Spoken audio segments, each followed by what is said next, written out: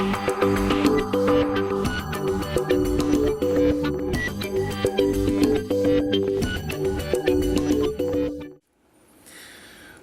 back. We're going to talk about 1, 2, 3, 4, 5 movies today. We are down to the end here, folks. So let's just get it started, shall we?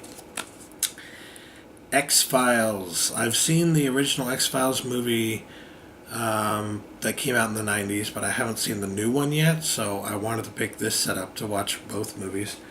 And so now I have both movies on the Blu-ray. Yeah, still haven't seen the second movie, the newer one, but I am excited to check that out eventually.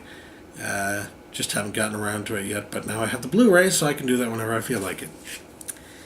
Anyways, let's move on. X-Men First Class. And this is the only X-Men that I have. I don't have, other than like Wolverine and other stuff. I don't have the original X-Men movies. So, yeah.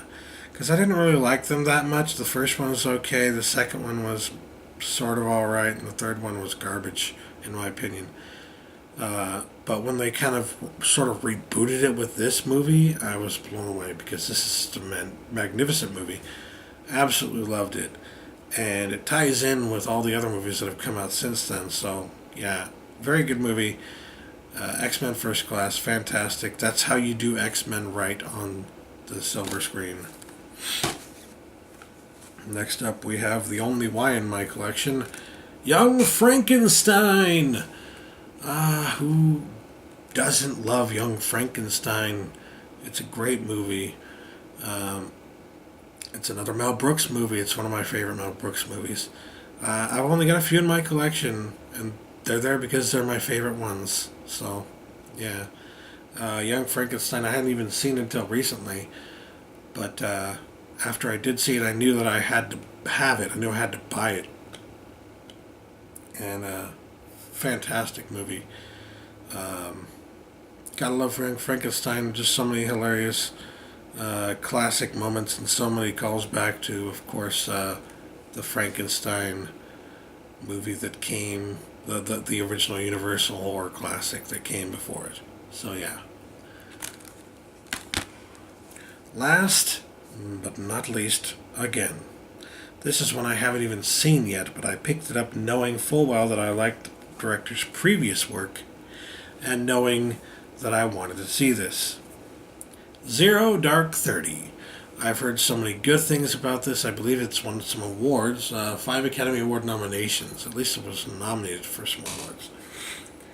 And, yeah, Catherine Bigelow has proven herself to be an amazing director. And that's awesome. I wish that she could get, I don't know. Maybe this is the kind of movie that she wants to be doing. But at the same time, I can't help but think that, I can't help but notice that, we've got these female directors who are trying to make their way in the Hollywood system, and they're being given these movies to do that are all like male centric, and they're not really being given anything to do that are female centric. And it's almost like to Hollywood, it's a man's world, and when they give a woman a chance to direct a movie, she better be fucking glad that she even got a chance. And who cares if it's another war movie? It's like, ugh. But I do like that she does war movies her own way. And she makes them more emotional and gives them weight and makes them meaningful, which you sometimes don't see in a lot of war movies, because I feel like they try to remove that from war movies. So I'm hoping to see some more of that in this movie here. I really liked The Hurt Locker. I don't have it in my collection yet, but I really liked it. And I'm hoping that this will be very good as well. From what I understand, it is. It's very good. So anyways, that's it. Those are my Blu-rays. I just did my last one, the Z. The one Z that I have in my collection. However, since it's only been 5 minutes, And since there were a few that I missed, yes, believe it or not, I still missed a few. Let's talk about the ones that I missed. First of all, I missed a few DVDs that I have in my collection. I may have already talked about this, but I may not have, and I definitely didn't put it in with my collection when I did all of this sorting and stuff like that. So, Panic Room, I got this. Got this review from Mill Creek. You can find the review on geeky.com, unlike the one that I forgot to review, Walk Hard. It got, I just forgot about it.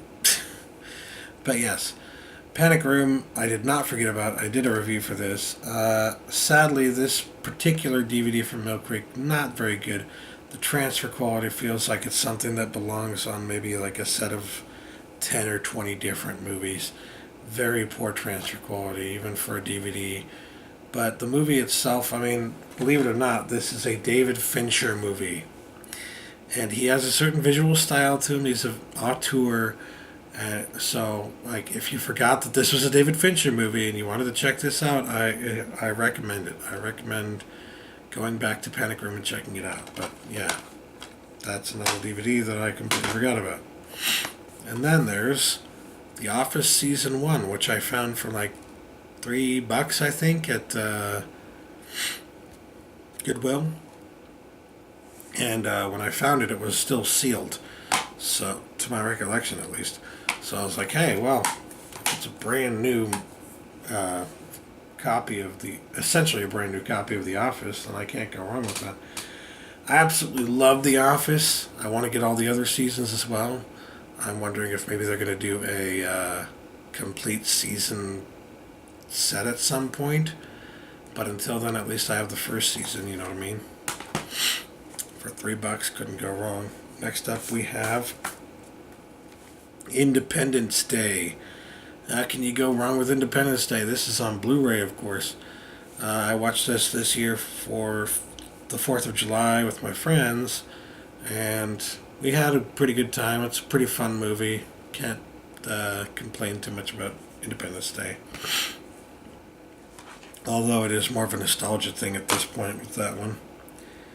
And then last but not least, I can't believe I forgot about this one. Looper. This is a movie directed by Rian Johnson. Or Rian Johnson. I always wanted to pronounce it Rian Johnson, but it's Rian Johnson, I think. And he did, if you remember correctly, if you know about this, a movie called Brick. And Brick was a freaking fantastic movie that put Joseph Gordon-Levitt back on the map and reinvigorated his career as an adult actor. And absolutely loved that movie. I absolutely love Brick. I don't think you can find the Blu-ray for Brick in the United States. At least it's been very hard to find in the United States for a little while, although there is a Blu-ray version in Canada, I believe. So, yeah. But Brick is an amazing movie, so when I heard that he went on to make Looper, which is this cool sci-fi movie, I was really excited. So, of course, I went to see it in theaters, absolutely loved it, and had to pick it up when I saw it on sale for like $5. Looper, fantastic movie if you haven't seen it yet. Joseph Gordon-Levitt, he has some prosthetics on his face, makes him look completely different, honestly.